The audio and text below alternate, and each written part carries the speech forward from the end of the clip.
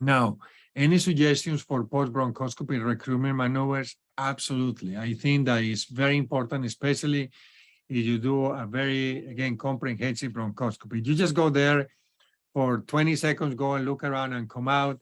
I don't think that you have to do a lot. But you do a truly diagnostic and some way therapeutic bronch, you clean up again, you come off the bronchoscopy feeling comfortable that we clean everything.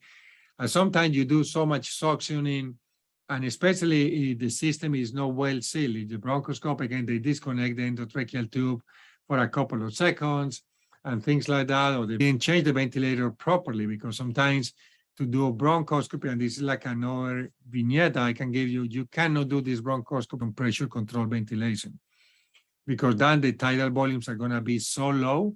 Remember, pressure control is telling you we are delivering a tidal volume according to a pressure. And if you put a bronchoscope inside there, the pressure is going to go so high very quickly, so you will not deliver the tidal volume, and then you are going to de-recruit. So if any of these things happen, very often after I do the bronchoscopy, I try to do some recruitment. They are that kind of, if they are in pressure control, I hold the inspiratory pressure for 30 seconds. That will be like a CPAP for 30 seconds. And that will be with a PEEP of 20 or 25, and that will kind of reopen and re-recruit the lungs after the bronchoscopy. So that's a common practice that I do.